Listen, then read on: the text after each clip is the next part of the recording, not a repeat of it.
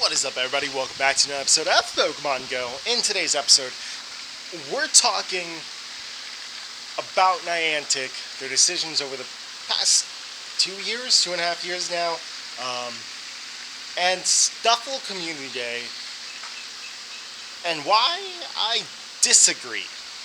Now, over the course of the 2.5 years of the global pandemic, things being drastically changed worldwide, and a game that is centered around these three pillars of real-world social interaction, exercise, and exploration. Now, during a global pandemic where most areas were locked down, social interaction, exercise, and exploration were all affected, obviously. And we all felt that in different ways, in different amounts, and you know, depending on where you were, vastly different amounts, vastly different ways. And Niantic did a great job initially with handling it. And then over the last year and a half, Niantic's decided to try and get back into these three pillars of theirs, right? They released this early 2022 Go roadmap, right? And we all kind of looked at this and we're like, what does this mean? And we're kind of getting the idea now. So last year, they tried to start rolling back some of their pandemic protocols, right? They did the thing with the Pokestops that launched Hear Us Niantic, right? The global player base said no. And Niantic, after, a little bit of a, forceful shove, decided, hey, we do hear you. We're going to do this, but we're also going to be more vocal and, we're going to give you more development diaries and more roadmaps and things like that, right? But they still kind of do their own thing. And then they're like, oh, they don't really like this. They're kind of, let's go ahead and pop out a dev diary. After the fact. The 2022 roadmap was the first time that they were like proactively saying, hey, there's going to be some changes. This is what's going on, right? And they're like, hey, global events. There's going to be global events. Go Battle League improvements. And then the next dev diary was about Go Battle League, why this season that we're currently in is kind of like a practice season, tons of different metas, tons of different just things, and just like, hey, it's easy. You only get to level 20. Once you're there, you get an entire, all the legendary, ace rank, legend rank. All that stuff at level 20, which is dope. It gets a lot of people into into Go Battle League. Dope. Nice. Postcard update. Personally, I really like this. Season updates. Season updates are pretty much here to stay, it looks like. Community Day updates, though.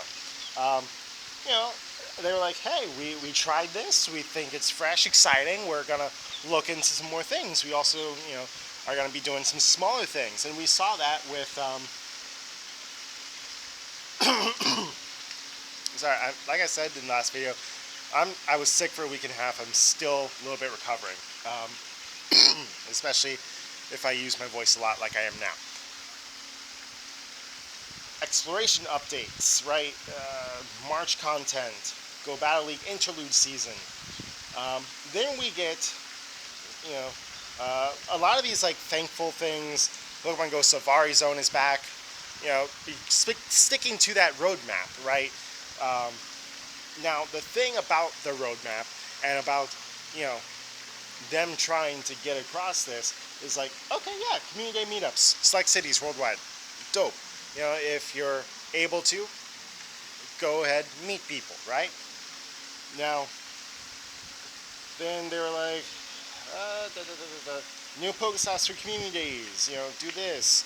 Best places to play globally. And, did that, they're like, hey, here, let's try and really push this aspect of community, which is, all well and said.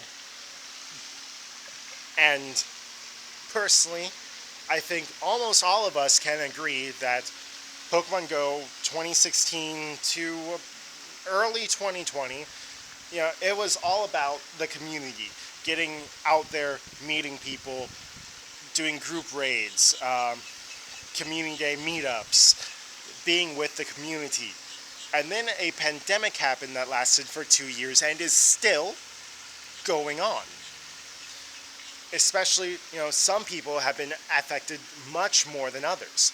Some people have completely shut themselves away. Some people have, still dealing with the actual pandemic, the sickness portion, and like some areas still kind of get affected by lockdown, as we saw by one of the cities that was supposed to be like an in-person city for Johto Fest that got canceled because of the pandemic that is still happening. There are new variants still happening. People are still getting sick. People are still being affected. Now, has it been drastically improved? Yes. Me personally, I have been affected. I have known people that have had loved ones pass away over the course of the pandemic because of it, right? I have had family be affected by COVID.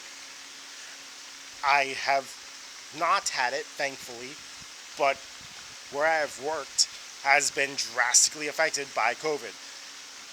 There were times during like 2020, like early pandemic, where I was one of like 4 people working at a job where there were supposed to be 9, 10 people working, right? Doing the job of 2, 3, 4 people. So, personally, I have taken this very seriously. As you saw in many of the early 2020 kind of videos, I did community day from the house on an incense only, right? And then I eventually started coming here because this is a small park, and I would just do loops around here, nice. Whenever I would even sense a person, mask on, immediately right away. Now, it is 2022. I'm double boosted, completely vaccinated, all caught up with everything. Like, I'm set. I'm still afraid of people, okay? If I'm in a crowd, I have panic attacks. When I was in Disney Springs rather, I had panic attacks that forced me and my girlfriend to leave where we were at currently to go find somewhere else. I kind of touched on it during my Sandshrew Community Day, but that I never had a panic attack, okay? That was jarring. And personally, I think that Niantic pushing community down people's throats is terrible, okay? If you've been negatively affected in a way that now people scare you, they're like, you might say, oh, that's, your problem. Yeah, that's my problem, okay? But also, I'm not the only one. So, with that being said, Community Day Classic, I think, was a great idea. And the reason why, right here, I skipped over this in my last video about April events because I knew I was going to make this video right now. And we're going to talk about this right here. There's going to be some adjustments to Community Day. Now, the 6-hour Community Day, personally, I was a huge fan of. I think there's so many benefits, and even from Niantic, you can make more money as a company if the event that people are going to play is twice as long. And you will need twice as many lucky eggs, star pieces, incense, lures, etc. I think just from a monetary standpoint, it's kind of dumb. I disagree. This is the most I think I've ever disagreed since Hear Us Niantic. Generally, I see the big picture, the big plan, like way back in like whenever it was when we had Mareep Community Day. It was like, why are we having this Mareep Community Day? Like, it doesn't make sense. I was like, Mareep group's kind of dope. It's, generally a rarer Pokemon and 10k eggs only. Plus, there's going to be a Mega Evolution if Mega Evolutions ever come to Pokemon Go. Here we are with Mega Evolutions in Pokemon Go. So, generally, I've been, okay, big picture, I agree. We might not see it now, but eventually, there will be something. Like, even with, like, some things like Machop Community Day, besides the fact that Machamp is just a generally really good Pokemon, Machamp gets a Gigantamax, okay? Lapras, Snorlax, Butterfree get Gigantamax evolutions, right? So if we get a Caterpie Community Day, boom, okay? We had Abra, Magikarp, Swablu Community Days. They all get Mega Evolutions, okay? So seeing some odd Pokemon get Mega Evolutions or Community Days now, they will eventually get Mega Evolutions, Gigantamax forms, right? A second form, or in Meowth's case, a third form. So, will we see, like, generally I'm a positive, let's see the silver lining. This, I disagree. Especially when they're like, okay, so, extending the Community Day from 3 to 6. However, we found that only 5% of trainers participate in the event for more than 3 hours, and I call BS on that so hard. That is absolutely ridiculous. Where are they getting this number? Where is this 5% from? Okay? Also, say it is true, right? Say it is 5%. Okay? Over a 6-hour period, you get the choice of when you want to play. Okay? From 2 to 5, okay, what if you work a night shift and your shift starts at 1, right? From 11 to 5, you at least get from 11 to 1 to play. Maybe you can't work. Maybe you can't play all, 6 hours, but at least you get a choice. You get an offering, right? And that was like the weirdest thing about the original Community Days. Some weeks, some Community Days would be 11 to 2, some would be 2 to 5. Sometimes it was Saturday, sometimes it was Sunday. There was no rhyme or reason to it. And I think now, from 11 to 5, gives everyone options, right? Even if you are going to play for only 3 hours or less, you have an option. You have a 6-hour window to choose from. Forcing it back into that 3-hour, I disagree. On every single level of it, I disagree. There is no upside for it. Zero. Okay, one of the biggest pieces of positive feedback of the 3-hour Classic Community Day was how much the community was out and about during the event. Better where? Where? When I played my 3-hour Classic Community Day, I didn't see not one lure, okay? My community was generally like, we played this. Like, yes, there's a hardcore players that will play literally every event, okay? Sure, yeah. And then there's the drastic amount of new players to the, community of Pokemon Go players in general that missed the original Bulbasaur Community Day. So they were all out and about playing that event. Whereas a lot of veteran communities, older communities, players have already gotten Bulbasaur may have decided to not play that event, which was the case in my community. I don't see where, because it happened to be, some communities saying that it was, really great, means that, that means we should just stick everything into a 3-hour bubble. No, that's not what that means. Am I still recording? I am, but the camera is slowly dying. We're getting to the last paragraph now, though. Our hope is that, so for Stufful Community Day, we are returning to the 3-hour format. I disagree. Straight up, disagree. Our hope is that doing so will create even more opportunities for trainers to play together and connect outside as they're exploring. If you want players to connect outside exploring, do what you did during Hoppet Day, right?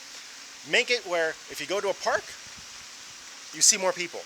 That worked. I saw parks being lured up over the like cityscapes, right? People that normally play in the city were like, okay, hey, what parks are we gonna go to, right? I'm in several different communities. One for like just Team Instinct, like hardcore players that like have really helped me with raiding and getting raid bosses. I'm in a group for West Palm. I'm in a group for Royal Palm Beach and Wellington, right? I'm in Discords and Telegrams, messenger groups, and the parks worked. 3-hour communities, 3 hours? No, right?